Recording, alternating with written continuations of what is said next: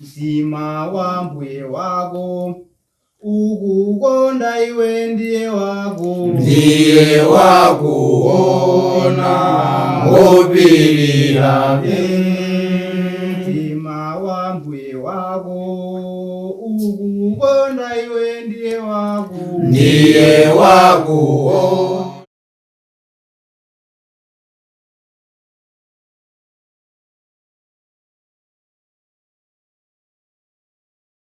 Tiyamikenso Mulungu makamaka chifukwa chotipatsanso tsiku la lero, tsiku labwino. Pa programu yathu ya lero muli ndine Malwano Vinjero Gondwe. Pa programu imene yakudziwa Bible langa. Tikumbere programu imene yamatipatsira ndalongo School Biblical Studies.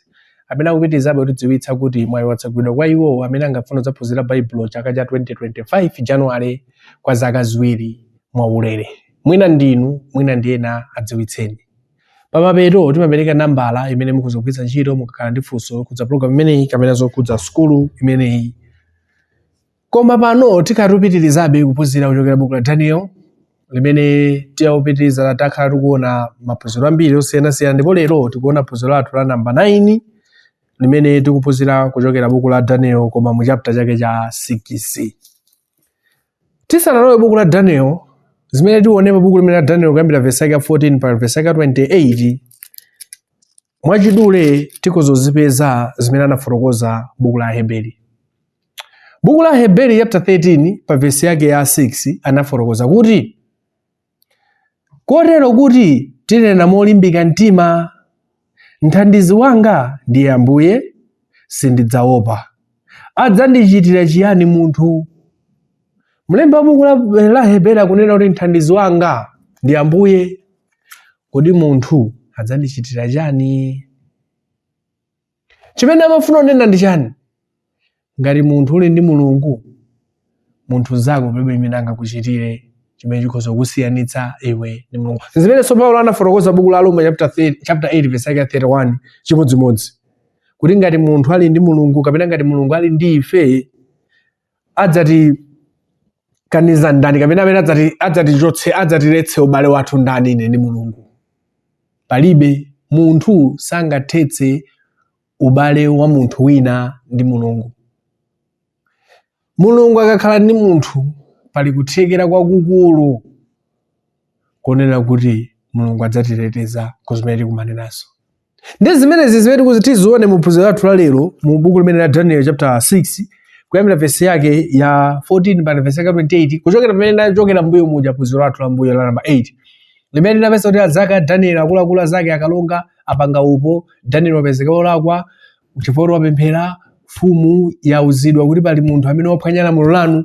Ndiye tione tsopano kuti kodi Daniel amenera kuchitiridwa zinthu zotani. Buku limene la Daniel tiyambe kuwerenga verse yake ya 14. Pa verse 14 akunena kuti ndipo mfumu mene adamva mawu awa anayipidwa kwambiri, nayika mtima wake pa Daniel kuti alanditse, nayesetsa mpaka polowa dzuwa kulanditsa. Mfumu itamva kuti amene waphwanya lamulo ndi okaponyedwa mdzenje la mikango ndi wantchito uja amene alokhulupirika uja. Ndi mfumu itamva kuti inawidwa, kuwawidwa mtima kusinawidwa ndi mtima ndi Daniel kuti lero ayi, koma inawidwa mtima kuti tolo lamulo limene ndayika lija lakakolanso munthu amene ndimamukonda. Lamulo ili limene kuti likhale loti lateteze koma toleninso zimene zachitika. Ndi mfumu ali nawidwa komanso akuti sinangowawidwa nkukhala ayi, akuti nayesetsa kuti imulanditse kulamulo lija. Kuti Daniel ngati kuli kotheka sakaponyedwe mudzenje la mikango. Ndakuti mfumu inayesetsa kuti mwina Daniel ameneyi timulanditse kudzenje. Akuti namuyesetsa mpaka kulowa kwa dzuwa. Verse yake ya 15. Koma anthu awa anasonkhana kwa mfumu nati kwa mfumu, dziwani mfumu kuti lamulo la Amedi ndi Aperisi ndilo lokuti choletsa chilichonse ndi lemba lililonse idazikhazikira mfumu zisasinthike. Ndandanya kuti mfumu mufuna mumulanditse Daniel, mwayiwala kuti lamulo lanu mwaiwala lamulo la Amedi ndi Apelisi. Paja lamulo la Amedi ndi Apelisi kuti zikakhazikitsidwa munthu sasintha. Ndeni mukati kuti Daniel timupulumutse mutanthauza kuti mufuna kusintha lamulo lanu. Akufuna kumuuza Daniel kapena kuwauza mfumu zimenezo anthu aja amakakamira pamene pachifukwa amadziwa kuti mfumu isisintha, ndipo ngati isisintha munthu amene timachitira sanje uja akamanyidwa dzinjira mikango afa pakuti ndo pamene amatamusankhewo mwina asankha ife. Komanso chimene chinawawo anthu pajana zafotokoza kuti munthu witu paja ndi mlendo kuno sikwawo anabwera fuwa ndi kapolo samayenera kukhala kunoyi. Verse 16 pamenepo inalamula mfumu ndipo anadza naye Danieli namponya mdzenje la mikango, ndipo mfumu inalankhula niti kwa Danieli, Mulungu wako amene untumikira kosalekeza iyeyu adzakulanditsa. Akuti mfumu inanena kuti poti zatero chabwino mbweretseni Danieli. Danieli atabweretsa namtengo kwaponya mdzenje la mikango, koma mfumu inayankhula mawu kuti Mulungu wako Danieli amene umampembedza iwe adzakulanditsa. Untumikira iwe kosalekeza adzakulanditsa. Mfumu ikufuna fotokoza kuti popeza umatumikira Mulungu ndipo Mulungu wako amene umatumikira kosalekeza, Mulungu ameneyo tu adzakulanditsa Danieli. Mfumu imamudziwa Danieli, mfumu imadziwa khalidwe la Danieli, ndipo mfumu imakhulupirira kuti zochitika za uyu khalidwe la uyu amapembedza ndi Mulungu wake. Ndakuti Mulungu amene umampembedza adzakulanditsa. Verse yake 17 ndipo anatenga mwala naukiza pakamwa pa dzenje naukomera mfumu ndi chozindikira chake ndi chizindikiro cha ukulu wake ndi kuti kusasinthike kanthu ka Danieli. Atamuponya mudzenje la mikango muja Danieli chimene chinachitika ntchito ichi. Amuponya muli mikango kenako mfumu akuti inatenga mwala, anthu aja anatenga mwala kutseka pa dzenje paja. Atatseka mfumu inasayinira, inatenga cholembera nkusayinira kuti Danieli tamuponya chadindika. Pamapezeka kuti pasakhalenso munthu wina amene angasinthe zimenezi. Danieli amene waponyedwamo basi kwakekata. Koma mfumu inayankhula mawu oti chani? Danieli Mulungu amene umampembedza adzakutani? Akupulumutse. Verse yake 18 pamenepo mfumu inamuka ku chinyumba chake nichezera kusala usiku, ngakhale zoyimbitsa sanabwere nazo pamaso pake, ndi m'maso mwake munamuwumira. Akuti mfumu inapanga zimene zitapita nyumba inasowa mtendere. Sinadye, sinagone, ndipo khala mfumu kuti mwina ibweretsera anthu owayimbira nyimbo ayi. Akuti mfumu inasowa mtendere. Chasowetsa mtendere ndi chani? Yatenga Danieli waponyedwa mudzenje, mfumu imuganizirabe kuti anali wantchito wanga okhulupirika, koma pano ali mdzenje, mwina ali m'manda, zake zatha, mikango yalimbirana. Mfumu imaganiza choncho. Ndipo chimene kuti inasowa mtendere osadya. Nufuna muiganizire mfumu kapena president kona kokora amadya zakudya za mtundu wanji. Amadya chinenso chimene mmoyo mwake ungafune. Koma kuti mfumu imeneyi zakudya zonsezo inazikana. Komanso inasowa tulo. Ndawi zina anthu amasowa tulo ifwa chaonena kuti mwina malo ogonera utulo kuti libwere mpovura. Mwina pa kudontha kapa kulowa mphepo kwambiri. Koma mganizire mfumu singasowe tulo ifwa ya zimenezo. Inasowa tulo ifwa ya maganizo. Maganizo za Danieli waponyedwa mudzenje la mikango kuti zimuthera bwanji mmenemo. Verse 19 nilawirira mama wa mfumu nimuka mofulumira kudzenje la mikango. Akuti kutangoti kwacha choyambira chimene mfumu inachita chani kuthamangira kudzenje la mikango. Ukaona kuti kodi Danieli zamuthera bwanji ndikupera athunso mwina analodabwa amene kuti muti zikhala bwanji pamodzi. Mfumu yothamangira kudzenje la mikango, mfumu yukaona munthu ngati wafa kapena ayi. Komanso mwina nkupati kodi ifune kaone chani moti munthu angapezeke ndi moyo lero munthu taponya dzulo dzenje la mikango sanaganizirepo. Koma mfumu ife kuti inasowa mtendere usiku wonse, komanso popeza inasayinira lamulo kuti munthu sangasinthe, ndipo mfumu yapangadi zimene inasayinira komabe mtendere utausowa inathamangira kudzenje la mikango kutacha kuti ikaone kuti nanga Daniel uja zinthu zake zili botani, ali ndi moyo, zamuthera bwanji. Verse 20, ndipo poyandikira pa dzenje inafuwula ndi mawu achisoni mfumu, ninena niti kwa Danieli, Danieli, mnyamata wa Mulungu wa moyo, kodi Mulungu wako amene untumikira kosalekeza wakhoza kukulanditsa kwa mikango?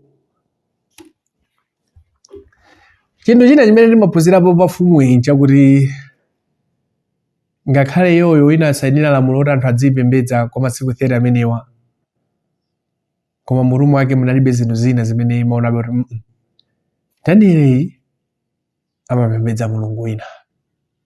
Ndipo mfumu yayankhula kuti Mulungu wako Danieli ndi wamoyo, Mulungu wamoyo, Mulungu amene timamupembedza si wakufa, ndi wamoyo, amaona zimene zochitika, amadziwa zimene zofunika, amapanga zonse zimene zili zoyenerera pa nthawi yake. Ndakuti mfumu inafika umene janalawira kufika kuti Danieli, kodi Mulungu amene umamupembedza wamoyo watha kukupulumutsa? Mfumu inali ndi chidwi kuti idziwe, komanso china chimene uchiganizira chinthu ichi. Pamene mfumu yanena izi suti mfumu inalipo yokhayi. Pokhala mfumu ndiyo tinali kula asilikali, kula anthu oyithandizira ali mbalimo. Ndiyo anthu onse aja amava ndithu, akuona ndithu. Mfumu mpano ukafika pa dzenje ukakuwina munthu kuti dziwe kuti ali bwanji, zile zinthu zodabwitsa. Koma zonseza kuti mfumu inachita chifukwa chake njani? Inali ndi chisoni. Inali ndi chisoni pa Daniel kuti zimene zamichitika Daniel si zimene kuti zichitike. Koma popeza kuti anayika lamulo ndipo mfumu inasayinira, zimangoyenera kuti zichitike. Komabe mtima wawo mfumu unali umenewo, ukumbukira Mulungu wawo, ukumbukira Mulungu wa Danieli, kuti Danieli ndi Mulungu wa moyo amene umupembedza, ndipo kuti wakhoza kukulanditsa kwa mikango. Tikakamba za mkango, ndi nyama yonena kuti ilibe mbiri zabwino, ndi nyama yonena kuti ukangokumana nayo ngati wapulumuka, iyayi kuyankhula kwake anthu amayankhula kuti koma Mulungu dalipo. Si chinyama chosewera nacho. Ndiye imadziwa kuti munthu uyu ngati mudzenje la mikango, amene angamupulumutse munthu mudzenje la mikango si mphamvu zake. Tinaonapo nkhani za anthu ena amene munthu wina amene anapha mkango ena. Koma nkhani imeneja samayembekeza Danieli akamuyenda mudzenje. Tikumbukirenso kuti amuyenda mudzenje la mikango yambiri. Ndiye mfumu imadziwa kuti munthu uyu suti angadzipulumutse ndi mphamvu zake ayi. Koma ngati angapulumuke umu ndi mphamvu za Mulungu amene amamutani, amamukhulupirira. Ndiye kumufunsa kuti kodi Mulungu amene umamupembedza iweyo watha kukupulumutsa ku mikango? Chifukwa mikango si nyama zosewera nazo. Pa verse 21, pamene pa Danieli anali kwa mfumu, mukhale ndi moyo chikhalire. Ndikupeti pamene Danieli anangoyankhula zimene zizi ndi mfumu inazo abasi. Munthu amene wapulumuka atoyo, chifukwa amayembekezera kuti akafunsa Danieli, Mulungu amene umapembedza wamoyo wakupulumutsa, akamva si, mwina kubwerezanso, ngozoona kuti zi, ndiye mfumu inakadziwa kuti umu mulibe moyo zamoyo. Koma atakuwa kufunsa Danieli, Mulungu amene umapembedza wamoyo wakupulumutsa, ndiye Danieli poyankha kuti mfumu, mukhale ndi moyo chikhalire. Ndiye mfumu yapeza yankhula munthu watani uyu? Wapulumutsidwa kudzenje la mikango, ku mikango. Ndawe zina anthu amadzati mwina mikango imene ikukhala kuti sinali yeniyeni, zinali zongoweta basi ngati chiweto. Tiona patsogolopa ngati mikango imene inali yeniyeni kapena inali ngati chiweto chabe. Ndawe zina anthu ena timaweta galu, pala galu ena amene anthu timaweta galu uyu ndi mbuzi, galu tuti ndi mbuzi. Chifukwa cha zochitika za galu uyu sakupanga ngati galu, apanga ngati mbuzi. Kodi mikango iso tikhoza kuti inali mbuzi? Popeza Danieli wapulumukamo. Mwina songutheka anthu ena amene anapepera mwina mikango iyo yadwala. koma tiona ngati mikango imene inali yodwala kapena inali mbuzi. Komabe chachikulu chakuti Daniel wayankha kuti mfumu mukhale ndi moyo chikhalire. Verse 22, Mulungu wanga watuma mthenga wake natseka pakamwa pa mikango ndipo sinandipweteke chifukwa anandiona wosachimwa pamaso pake, pamaso panunso mfumu sindinalakwa. Ndi Daniel anayankha kuti ine ndipulumutsa ndini Mulungu wanga, koma Mulungu wanga anatuma mthenga, anatuma mngelo wake amene anatseka pakamwa pa mikango imeneyi. Mikango sinathe ndiruma ifake njani? Mulungu anatuma mthenga. Kwa anthu amene anakhala nthawi ya Nebukadineza, kwa anthu amene anakhala nthawi ya Belisazara, komanso kwa anthu amene anakhala mu nthawi ya Darius. Pamene Daniel ananena kuti Mulungu anatumiza mthenga wake wandipulumutsa mdzenje la mikango, ena amene analipo nthawi ya Nebukadineza anadzakumbukira izitu sikoyambaka. Paja mfumuso Nebukadineza nthawi yake inaponya anthu ena mu ng'anjo ya moto. Ndipo ali mmene mujamo munaponya anthu atatu munapezeka mu anthu 4, wina anali mngelo. Apaso Daniel kunena kuti Mulungu anatuma mthenga wake mngelo amene anatseka pakamwa pa mikango. Mikango sinakulume. Ndila anthu ena zati koma anyamata awa eri awaditu apembedza Mulungu wachilendo awa. Awaditu apembedza Mulungu osiyana ndi wathu. Koma kwa ena amene samazidziwa Israeli kuti kodi anthu akamba ziyani? Wapulumuka mdzenje la mikango. Chachitika ndi chani? Koma tikupeza wapulumuka mdzenje la mikango. Ndakunena kuti inetu chimene chandipulumutsa n'chinthu ichi. Sinapezeka olakwa pamaso pa Mulungu, sinapezeka olakwa pamaso panu. Zichatimene kuti Daniel anali okhulupirika kwa Mulungu komanso kwa anthu. Ndi Daniel kuti chimene chandipulumutsa ndi ichi, pamaso pa Mulungu sinapezeka olakwa, komanso pamaso panu mfumu sinapezeka olakwa. Ndi ifo choti mbali ziwiri zimene sinapezeka olakwa ngakhale anthu anandiona ngati ndalakwa, koma Mulungu wandipulumutsa. Tangu aganizirana anthu amene amafuna Daniel afe, mwina sonkutheka nthawi imene mfumu yapita kudzenje nawo sanalipompo kuti akatsimikiza, mwina akamati akasuzumira, mwina akaona kamutu kamwendo kalungo anakangoona njala ngati koma zayenda bwino. Koma kumvanso kuti Daniel akuti Mulungu wandipulumutsa pa sinapezeka olakwa pamaso panu mfumu komanso pamaso pa Mulungu, sindidziwa ngati anazimva zimene anthu amene ana mutu mwawo munayamba kuyenda zichani, anayamba kuganiza zichani. Koma Daniel anati chimene chandipulumutsa ndi ichi, sinolakwa pamaso pa Mulungu, sinolakwa pamaso pa munthu, ndipake ndapulumutsidwa. Verse 23, pamene mfumu inakondwera kwambiri, akuti mfumu inangomva zimezi mchimwemwe chokhachokha. Tikumbukire kuti inasowa tulo, inakhumudwa, inadzazidwa ndi ukali woti kodi zizachitikiraje munthu wanga uyu. Koma kuti tamva kuti Daniel wapulumutsidwa, mfumu inadzazidwa ndi chimwemwe chachikulu. Niwauza ntulutse Daniel mdzenje, momwe anamtulutsa Daniel mdzenje, ndi pathupi pake sipanaoneke bala, popeza anakhulupirira Mulungu wake. Akuti chimene chinapangitsa Daniel kuti pathupi lake pasapezeke bala potuluka mdzenje, chifukwa anakhulupirira Mulungu wake. Basi takuganizani munthu waponyedwa mdzenje, timembekezera kuti mwina akamatuka amene wakhala wakandika fana achitoponyedwa ari mdzenje mosati kutsitsidwa koma kuponyedwa, mwina anakafikiranso pansi kugwa thi. Timembezo kuti ngati angapulumuke mwina apezeka olumidwako pena pake ndi mikango, koma kuti atatuluka anali mmene analowera, opanda soka chipyela, opanda kena kalikonse, opanda somati mwina sanapa zatere mwendo ndatere mkono ayi, anatuluka ali bwinobwino. Ngati panali chinthu chodabwitsa, choyamba chinali chakuti zatheka bwanji kutuluka. Chachiwiri nchakuti zatheka bwanji pamene watuluka sopanda ndi bala komwe. Izizi kwa anthu ena sizimamveka bwino. Komabe Daniel anatuluka mudzenje ali opanda bala. 24, ndipo italamulira mfumu anabwera nawo amuna aja adaneneza Daniel, nawo aponya mdzenje la mikango, iwowo ana awo akazi awo, ndipo asanafike pansi pa dzenje mikango inawapopa mphamvu, inawaposa mphamvu niphwanya mafupa onse.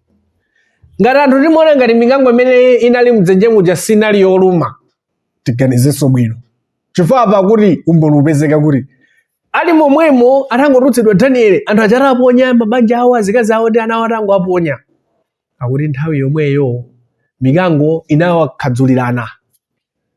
Mwina ena tinaonapo pa chinkhoso imeneyi akamati aya nkhoso akhadzulirane nkhuku wina amakoka uku wina amakoka uku ndi tiziganizirenso zimene zoti zathu waponyedwa mdzenje la mikango akuti mikango inakhadzulirana ena kulowera nawo ena kulowera kulimbirana mikango ana awo azikazi awo mabanja awo zonse kukhadzulirana.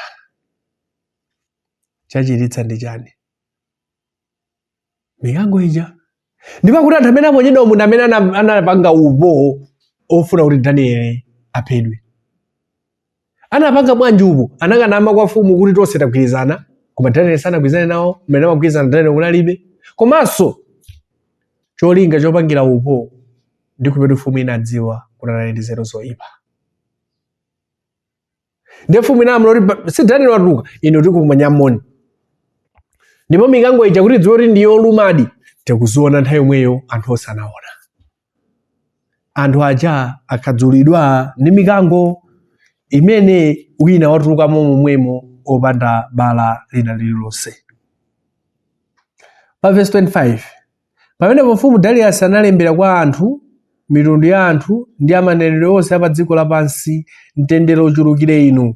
Ndilamulira ine kuti maiko onse a ufumu wanga wa anthu anjenjemere naope pamaso pa Mulungu wa Danieli pakuti iye ndiye Mulungu wa moyo wakukhala chikhalire ndi ufumu wake ngosawonongeka ndi kulamulira kwake kudzakhala mpaka chimaliziro.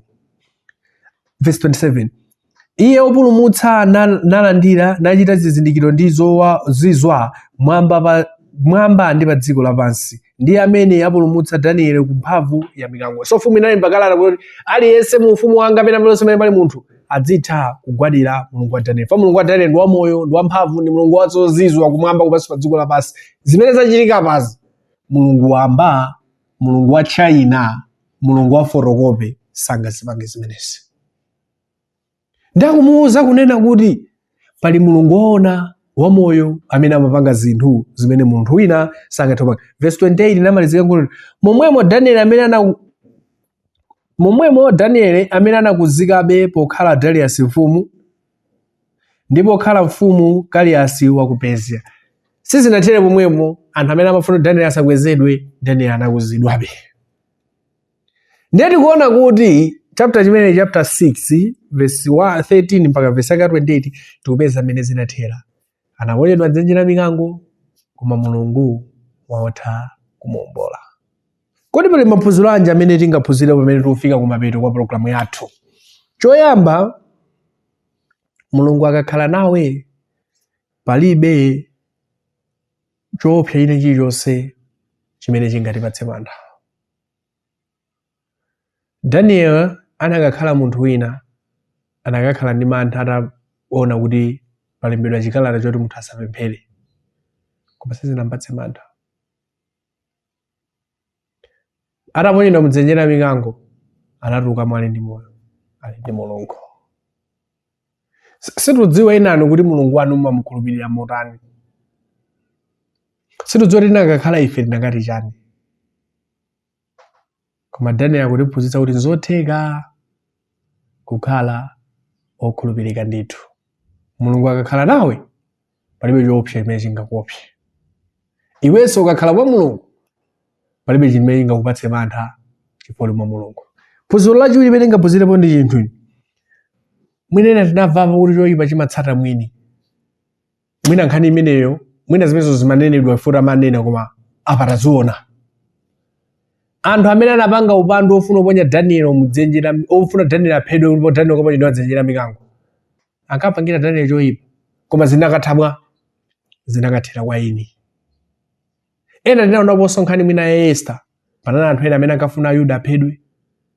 Zinathanso bwanji momwe aphedwe ndawa anakaphedwanso ndiwo. Choyipa chimatsata mwini ndithu. Ngati ife tiwaganizira zathu zoyipa tiwafunira zathu zoyipa tingodikira zilipeza ife tomwe. Phunziro lachitatu, kodi anthu amaona Mulungu woona mwa ife? Ili ndi funso limene munthu ene sakuzodzifunsa ndipo ndi phunziro lofunikira. Mfumu inalamula kuti dziko lonse lisadzipembedza Mulungu wa Danieli fana anaona Mulungu wa Danieli mwa Danieli. Danieli anakachita mantha kuti mfumu yanena kuti munthu asapembedze Danieli kusiyana kupembedza. Mulungu woona anthu sanakamuona. Anamuona Mulungu woona chifukwa cha khalidwe la Danieli. Kodi anthu amaona mpingo wa Ambuye mwa inu? Kodi anthu amaona chikhristu mwa inu? Kodi anthu amaona Mulungu mwa inu? Pala anthu ena amene timapangitsa kuti mpingo usaoneke, timapangitsa kuti khalidwe Mulungu asaoneke kwa cha khalidwe lathu. Phunziro linanso limene tikuliona apa ndi chani? Ngakhale anthu atinenere zoyipa koma khalidwe lathu limatsutsa pena. Danieli ataponyedwa mudzenje la mikango, mfumu inasowa mtendere chifukwa mfumu inaona kuti munthu chasamene utero. Koma popeza zatero koma mfumu inasowa mtendere usiku mama ura acha analawira komwepo. Khalidwe ngakhale anthu atinenere zoyipa koma limatsutsa. Tinadzafotokoza nthawi zina kunena kuti zimachitika ndi tulimbale anthu 4 or 5 pasowa chinthu. Nabalebala wakuti ndetezera mata koma wakuti sangatenge wakuti koma mwina angatenge nduyo chifukwa cha khalidwe. Kodi khalidwe lathu likoza kutitsutsa pakachitika zinthu kapena khalidwe lathu likoza kutipangitsa ngakhale sitinachite koma koza kuti ndi awa ndithu awa? Danieli khalidwe yake linapangitsa kuti mfumu sonayo lolayi munthu usayenera kutere. Phunziro lathu lomaliza lakuti Mulungu ndi wamoyo, amava, amaona, amadziwa zofuna zathu. Ngati timangayikira kuti Mulungu ndi wamoyo, tiyeni tikaoneni nkhani imene ya Daniel chapter 6. Anaonetsa kuti Mulungu ndi wamoyo. Tiyeni tikhulupireni mwa Mulungu wathu wamoyo, nayenso adzakhulupirika pa ife. Pa programu yathu ya lero mnali ndine m'bale wanu Vinjero Gondwe. Tikumere programu imene amatipatsira Daniel Longo School Biblical Studies kulongo kumitundu. Mwina tili ndi funso kapena ndi manga, tikuzogwiritsa ntchito nambala iyi 0822766 kufikiranso nthawi ina. Mulungu akudalitseni nonse. Amen. Mtima wa Mbuye wako ukukonda iwe ndiye wakuona ngopirira. Mtima wa Mbuye wako ukukonda iwe ndiye wakuona